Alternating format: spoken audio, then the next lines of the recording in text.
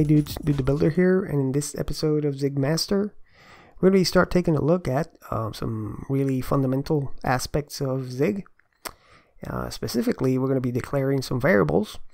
For that, I have a simple little project here. Let's go into our main.zig. As you can see, we only have here one line, and this one line is the required main function. You have to have a main function if you're building an executable program. Here we have the pub keyword, which makes this function accessible from other modules or other files in Zig. In this case, this is special in the case that we won't be actually including this main.zig file anywhere, or importing it or using it as a module anywhere else. But it is a requirement that we have this pub here. Let's eliminate it, and let's open up here a little pane, and let's try to have this alias. If let's do alias zig build run, it's going to be zig build run. Okay, so if I do zbr, you see that we get this error here. And it'll basically be because that main function isn't public. Okay, it's pointing to that right here. So let's exit out of here and let's undo that. Now we have the fn keyword. This is the required keyword when we are declaring a new function. And the function name, it's what comes next, which would be main. We have here a set of empty parentheses, which means that this function doesn't take any parameters. When you call it, you don't pass in any arguments.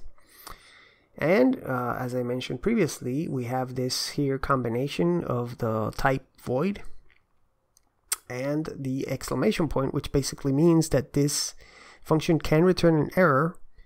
We're not specifying any specific type of error, but when we don't specify the error, that means that the compiler can infer the error type based on the different errors that we actually return from the function. And here, the void is basically the type that we specify when we want to say that the function isn't going to return anything at all. So inside our function, let's start out with a really simple variable declaration. We say var x, and when we have a variable declaration with the keyword var, we have to specify the type. Okay, let's not specify the type. Let's say here var x equals 42, and let's add here just a little debug print. We want to print that x. Let's add here a label to it. Okay, and here I'm getting this error message here from the language server. It's telling it we don't know what std is. Normally this identifier std, it's what's used in Zig code to signify the standard library import, and we can do that by declaring the other part that we're going to be looking at is a const std equals import and std. Okay, and here we see this is an example of a global, what we would call a global declaration here. It's a const, meaning that this value assigned to this identifier will never change from the point from which it's defined here. So the const keyword comes from the word constant. So basically the idea is that it's going to be constant from the point on when it's defined. So I'm declaring here that std, the identifier, is going to be assigned the value of the result of this built-in call. In Zig, when you see functions that begin with the @ sign, that's what's known as a built-in function. And built-in functions are special functions that are provided by the compiler. And in this case, import will do just that. It'll import code. It could be from another Zig file, or it could be from what's known as a module. And in this case, we're talking about the standard library module, which has the name std, and that's provided by default in Zig. We can, as we'll see later in the series, we can define our own modules in our build.zig file. And we can import other files directly by using, for example, let's say we have a file const foo equals at import, and we can do foo.zig. Okay, so normally when it's a file, you're going to see that it has the .zig extension, versus when it's a module, it'll probably won't have an extension, just the name. But we'll talk about importing files and the implications of that later on. For now, we have this constant, and now we don't have that error related to the std identifier, but now we have a new error here that says that the local variable is never mutated. Okay, it's talking about this variable x that we just declared here. And this is a new compiler error that was introduced in this recent version of Zig, the 0.12 version. And basically what this does is that if you are declaring a variable, and in actuality in your program you are never mutating that variable, you're never assigning another value, well, basically you could and you should be using then a constant. Okay, so I could fix this if I do const x. Okay, and this is a good thing, because if you have a variable declaration like this and your intent was never to mutate it, and because it is declared as a var, it can be mutated. So maybe accidentally it'll be mutated in somewhere else in some other part of your program, and you don't even know that it was accidentally mutated.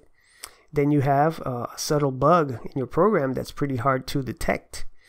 But now the compiler is telling you, hey, this variable is never mutated, so you should probably be using a const. If you change it to a const, then that error goes away. But for now, I want to leave it as a var, because I want to demonstrate what happens if you don't give a var a type. So what we can do is that we can, here after our print, we can actually mutate this. Let's do a plus equals 1. Okay, and the plus equals will add 1 to x, and it'll assign that to x. Okay, it's a convenience combination operator here. It's basically the same as if we say x equals x plus 1. So let's save this, and let's open up here a little pane, and let's compile this one more time. And as you can see, we have an error here, and it's telling us that variable of type comptime int must be const or comptime. Okay, and that may be a confusing error message. Okay, what does that mean? Well, basically in Zig you will be hearing the term comptime used quite often. It's one of the main distinctive features of Zig as a language. And comptime is like a contraction of the words compile time. In Zig, we will be seeing that we have basically 3 important execution or evaluation contexts, which are build time, compile time, and runtime. And comp time corresponds to that comp time, compile time. And what it means is that we can have values that are known when the program is being compiled. And when that's the case, then those values are available for different computations that can be made in compile time using normal Zig code. Other languages, in order to do that type of compile time execution or evaluation, they require what's known as macros. You need like a macro language, a separate language from the main programming language. to handle that type of computation at compile time. In the case of Zig, you just use normal Zig code that can be evaluated and executed at compile time. So in this case, we have this statement here. We can have a variable that doesn't have a type, which will then be assigned the type depending on the value. In this case, it'll assign the type comptime int because it's inferring that this is an integer, okay? And since we're not giving it a type, an explicit type, it'll assign it the compile time int type, the comptime int. But in order to have that happen in a legal way, we have to be explicit about it, which is also one of the distinctive features of Zig. You have to be as explicit as possible. You have to be clear in your intent. The code has to reflect your intent, okay? So here we could then add the comptime keyword, okay? So basically now we're saying comptime var x equals 42. Let's save this. Let's open up that pane. And now you see that we have a program that compiles and runs successfully. But we really didn't want to do that in this context. We want a normal variable, a runtime variable. So in order to do that, we can eliminate that comptime keyword and we add a type. Here we're going to say it's a U8. Zig has also a distinctive set of rules when it comes to integers. You have the normal regular integer types that you can find in other languages, like a U8, U16, U32, U64. But you can also use arbitrary bit width integers. For example, I could have like a U9, okay? And that allows for very interesting and useful functionality that we will see later in the series in combination with other language constructs. But for now, let's just use the simple U8, which is an unsigned 8-bit integer, basically a byte. And now, let's compile this. Let's open up that pane, see? And now we don't have any error. And x is effectively a runtime variable, okay? So, we have seen here that we have this constant global identifier here, std. We can have also constant, let's say, answer equals 42. Okay, this would be a global variable, this time using specific space in the binary memory, assigning this value 42, which would be of the comptime int type once again. And we can also have global variables, so I can put this var here. You would normally need a very specific and special circumstance to use global variables like this. It's not recommended because then you could have problems if you're going to be doing concurrency, multi-threading type of software. But Zig does not prohibit the use of globals. If you need a global, sometimes it's the only way to really efficiently and effectively solve a problem. So here now x is a global variable. Let's save this. Let's open up our pane. And as you can see, the program compiles and runs without a problem. Okay, now an interesting feature, let's put this back here as a local, is that you will normally see that we import, let's say here, let's say that we want to import const debug equals stud debug, and we say that const assert equals debug.assert. Okay, and now let's use this assert. Let's do assert true. Okay. So let's open up this pane, and we have a compiling program. It runs. These constants defined here at the global level or at the container level. This is what's also known as container level constants. These are what known also as order independent.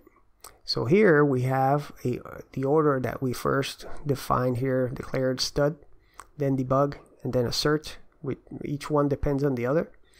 But we could have this completely out of order here, like this.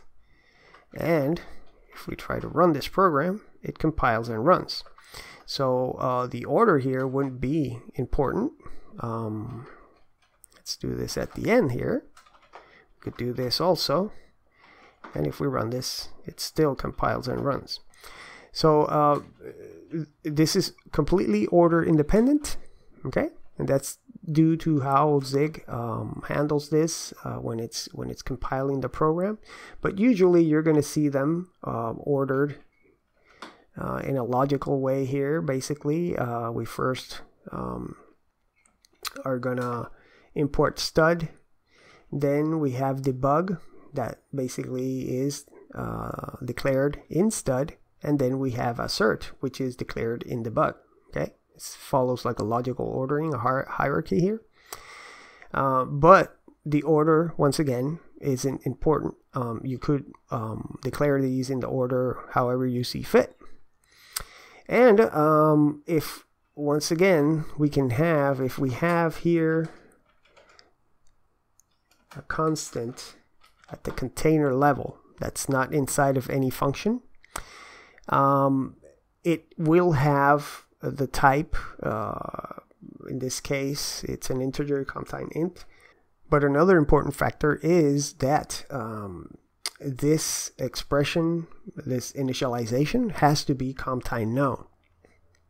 If you think about it, it makes sense, because this initialization here, this first assignment of this constant, is happening basically at compile time. When you're compiling this program, this isn't happening because it's contained inside a function that's being called at runtime. This is happening outside of any function. So when is it going to be assigned this value? Well, it's going to be assigned the value at compile time, which means that this value has to be const known. Let's say that if I wanted to do a stud time, let's see here, time millis timestamp. Okay, this function, the millis timestamp in stud time, it's going to use the system time facilities to try to obtain a timestamp of the current time. So if we save this, let's open up this pane and try. Here we have a compiling and running program, because this is yet another feature of Zig. Zig, in these declarations at the container level are also lazy evaluated. And lazy evaluated to the extreme that if they are never used, they won't even be evaluated. Okay, and that's why we have a compiling program here without any error. If, let's say that down here, let's do a print. Okay, let's actually use that variable answer. Now let's try to compile and run, and now we get the actual compile error. And here basically it's going to tell us that we're trying to make this compile time system call, and you can't do that. At compile time you can't make sys calls. You can't read from a file, you can't read from the network and things like that, because you're not actually running the program, you're just compiling it. So these have to be they have to be initialized with values that have to be known at comp time. You could have, let's say here, a function foo that returns a U8. We just do this. This is a function that can be evaluated at compile time because it doesn't do anything here that requires runtime knowledge. Okay, so I could call this function to initialize this constant. Let's run this, and there you go. You get a compiling and a running program. So this is an important aspect of constants when you're defining them at this container level. You have to be aware that the initializing expression has to be known at compile time. That also applies if you're going to be defining. Let's delete this. Delete this too. Let's move this up here. Okay. If you're going to be defining a variable here, let's try to do the same thing. Time. Here we go. Let's try to run this, and once again we get the error. As you can see, it's going to be pretty much the same situation. We're trying to call, we're trying to make a system call at compile time, and that's not allowed. So either a var or a const, if you're defining them at the container level, they have to have an initializing value that's comp time known. Okay. Now, in the case of a var that you are declaring, be it in the global or container level like this, or in the local level, and at the moment of declaration you don't know, or you don't have a value, an actual value to assign that's going to be computed later on, well, you can use then the keyword undefined. Undefined is a predefined value, and its purpose is exactly this. You're declaring a variable and you don't have a value at the moment of declaration. Well, you can say that here x is going to be undefined, and you're going to be assigning a value to x before using it. But it's important to note that Zig is not going to stop you from using x even if you haven't assigned a valid value to it. So in many cases, this will be also a hard bug to detect, because you could get an actual value that looks like a valid value. Let's save this. Let's run it.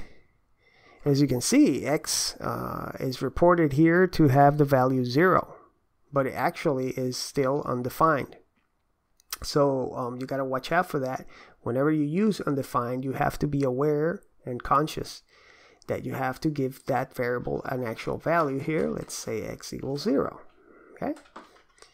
And now this program is avoiding that type of bug.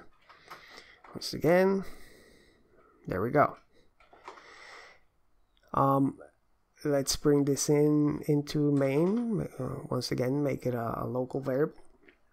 One last thing I wanted to mention about these types of declarations is that in Zig 0.12, the recent release, a new syntax was added to the language that allows you to do what's known in other languages as destructuring.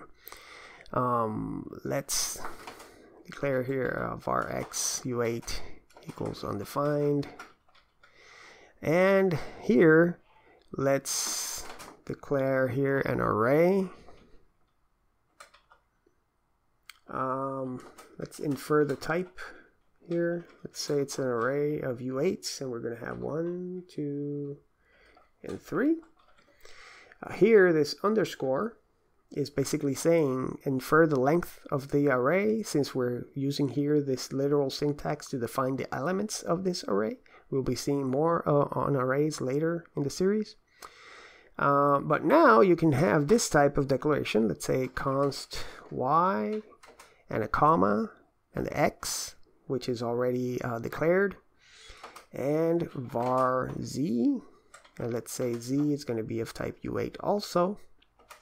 And here we assign this to that array, or in other words, we assign the array to this list of declarations here. Constant y, the x, which is a var already declared, with undefined value, and here var z. And now let's do here a little print. Let's print through these three. Let's use 3 placeholders and do x, y, and z. And another thing that we're going to have to do is we're going to have to mutate. Let's do x plus equals 1 and also z plus equals 1 because they are vars. And if we don't mutate them, we get that error. So now let's do a zig build run. And as you can see, we get the result 3, 1, and 4. Okay, so this is basically what's known as the destructuring syntax. And this destructuring syntax on the left hand side, as you can see, we can have vars that are already declared somewhere, or we can be declaring new constants like we're doing here, or we can be declaring new vars. Let's see if I can not include the type here of this var, z. See what happens. And we still get a running program, and that's because we can Zig can infer that this var z is going to be a U8 because the array is in fact an array of U8s. Okay, so in that case we can omit the type, and we can also use this. Let's change this from an array to a vector. This is what's known in Zig as a vector. We use the vector built in. We say that it's going to be 3 U8s. Here, let's change this to vec. And let's see. There you go. It works just the same. And you can also use it with what's known as a tuple literal, which basically, let's eliminate all of this, change it for just the dot. This syntax, the dot and the curly braces, we have a list in here. This is basically what's known as a tuple literal. Okay, let's be clear our intent here with the identifier name. Let's change it here too. And let's see. We have an error here. Let's see what happens. Okay, yes. Variable of type count time int. It's that same problem again. Let me go back here. As you can see here, our tuple literal isn't actually telling us anything about the types of these elements.